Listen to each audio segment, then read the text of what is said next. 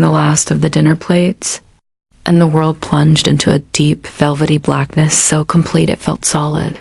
"Oh, great," I muttered, my voice unnaturally loud in the abrupt quiet. I fumbled for the dish towel, wiping my soapy hands as my eyes struggled to adjust. Beyond the kitchen window, the entire neighborhood had vanished. No streetlights, no glowing windows from the house across the street, just an abyss. "Lavra?" A young man's voice called from the living room. "The power's out." "I noticed, Mark," I called back, trying to keep my tone light. "Are you okay in there?" "Yeah, just can't see my game anymore," he replied. Mark, my 17-year-old stepson, had been engrossed in a basketball video game when the storm hit. I heard the creak of the sofa as he stood up. A flicker of lightning illuminated the kitchen for a split second, freezing the world in a stark blue-white snapshot. In that instant, I saw the table, the chairs, the glint of the faucet. Then darkness swallowed everything again, deeper and more profound than before. The subsequent crack of thunder was immediate, a violent roar that seemed to shake the very foundations of the house. I've never liked storms, and I've never liked the dark. The combination in this big, empty-feeling house with my husband, David, away on a business trip, sent a primal shiver of anxiety down my spine. I took a steadying breath.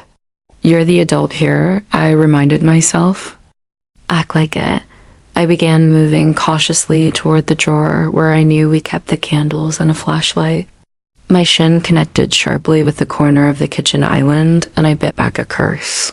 "Lavra?" Mark's voice was closer now. I could hear his soft footfalls on the hardwood floor. "I'm by the island," I said, trying to find the candles. Another lightning flash, and I saw him standing in the kitchen doorway, his tall, lanky frame silhouetted against the slightly less dark living room. He was holding his phone, its screen casting an eerie upward glow on his face.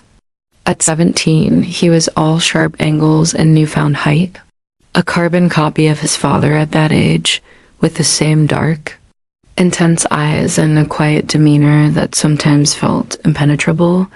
"I've got my phone light," he said, crossing the kitchen toward me. The small circle of illumination danced over the cabinets and floor. "The drawer is over here." He reached the drawer just as I did. Our hands brushed in the dark, and I pulled mine back a little too quickly. The space around us suddenly felt smaller, compressed by the storm in the night. He pulled out the heavy-duty flashlight we kept for emergencies and clicked it on. A strong beam cut through the darkness, and I felt a wave of relief. "Thank you, Mark," I said, my voice softer than I intended. "No problem." We stood there for a moment, the beam of the flashlight the only solid thing in the room. The rain continued its relentless assault. I busied myself with lighting a few of the thick pillar candles on the kitchen table. Their warm, dancing flames pushed back the oppressive blackness, creating a small island of light and casting long, wavering shadows on the walls. "Dad said the weather was going to be bad," Mark commented, leaning against the island. He was watching me, his expression unreadable in the flickering light. "He did. I just didn't think it would be this bad." I finished with the candles and turned to face him, crossing my arms over my chest. "I guess we're in for the night. I hope the power comes back on soon." Silence fell between us, the kind that was becoming more and more common. It wasn't a hostile silence, but a heavy one, filled with all the things we didn't know how to say to each other. I'd been in his life since he was 10, married to David for 5 years. We had a good relationship, a polite one. We shared a home, meals, and a love for David, but there was a distance, a reserve that I didn't know how to bridge. He was a typical teenager, spending most of his time in his room or with friends. And I was the stepmom, careful not to overstep, always mindful that I wasn't his mother. "It's kind of creepy," he said suddenly, his eyes scanning the dark corners of the room beyond our candlelit circle. "The storm?" I asked. "Yeah, but the dark, too. In the house." He shifted his weight. It feels different when you can't see everything. I nodded, surprised. I know exactly what you mean. It's like the house becomes a different place. Another silence, but this one felt slightly less strained. The shared vulnerability of the situation was carving out a new space between us. Then, a tremendous blast of wind shook the house, followed by a sound like a gunshot from the backyard. We both jumped. What was that? Mark exclaimed, his voice tight. I think a tree branch came down, I said, my heart hammering against my ribs. I took an involuntary step closer to him, toward the solid comfort of another human being in the frightening dark. He moved at the same time, and suddenly we were standing very close near the sink. The flashlight was on the counter, its beam pointing at the ceiling, and the candlelight from the table didn't quite reach us here. We were in a pocket of semi-darkness. It's okay, he said, and his voice was low, closer to my ear than I expected. I could feel the warmth radiating from him. I could smell the faint scent of his body spray and the clean cotton of his t-shirt. The storm raged outside, but in the small, dark corner of the kitchen, the world had shrunk to just the two of us and the sound of our breathing. And then, he did something that changed the atmosphere completely. He reached out and put his hand on my upper arm. It wasn't a casual, comforting pat. It was a firm, steadying grip, his fingers curling around my bicep. The contact was electric and utterly inappropriate. My breath hitched in my throat. This wasn't the awkward hug of a boy on Mother's Day. This was something else entirely. Mark, I said, my voice a strained whisper. I tried to take a step back, but the edge of the counter was behind me. He didn't let go. Instead, he leaned in slightly.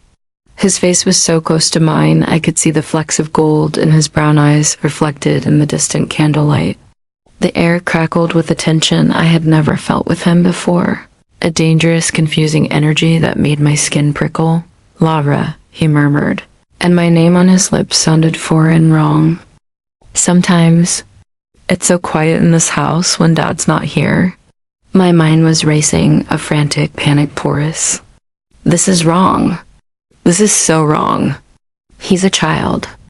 Your stepchild. What is he doing? What are you doing? I felt frozen, trapped between the physical reality of his grip and the moral chasm that was opening up at my feet. I found my voice, injecting a firm maternal tone into it that I didn't fully feel. Mark, let go of me now. For a terrifying second, I thought he wouldn't. His gaze held mine, intense and unreadable. Then, as if a switch had been flipped, the pressure on my arm vanished. He took a quick step back, running a hand through his hair. The spell was broken. I'm sorry, he stammered, his voice returning to that of a flustered teenager. He wouldn't look at me. I don't know what.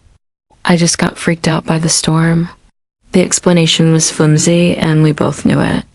The touch, the proximity, the tone of his voice, it hadn't been about fear of the storm.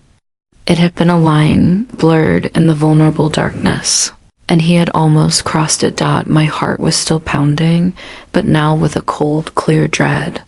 I wrapped my arms around myself, creating a physical barrier. It's fine, I said, the words clipped.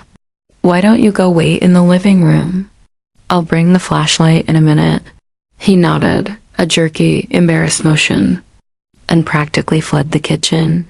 I stood alone in the semi-darkness, leaning against the cool granite of the countertop, my legs feeling weak. The storm outside was beginning to subside, the rain softening to a steady patter, but a different kind of tempest was now raging inside me. What had just happened? Had I misinterpreted everything? Was it just a scared kid seeking comfort in a moment of panic? But the look in his eyes, the firmness of his grip, that wasn't a child seeking his mother. The memory of the last few months surfaced in my mind. The lingering looks I'd sometimes catch from him, which I dismissed as teenage moodiness. The way he'd started offering to help me with things around the house more often when David was away. The questions he'd sometimes ask about my life before his dad, questions that felt a little too personal. I had brushed it all off, attributing it to him growing up and our relationship evolving. Now I saw it in a new, horrifying light. This was a crisis. Not a loud, dramatic one, but a quiet, insidious one that could tear our family apart. If I told David, it would create a rift between him and his son that might never heal. He would be furious, heartbroken, and confused. But if I didn't tell him, and this was more than a one-time moment of poor judgment, what then? I would be living with a secret, a lie of omission that would poison our home from the inside out. The flashlight beam wavered as my hand trembled. I had to be smart. I had to be careful. Most of all, I had to be the adult. I picked up the flashlight and one of the candles and walked into the living room. Mark was sitting on the edge of the sofa, staring at his dark TV screen. He didn't look up when I entered. I sat in the armchair across from him, placing the candle on the coffee table between us. The light flickered, illuminating the strained expression on his face. "Mark," I began, keeping my voice calm and even. "We need to talk.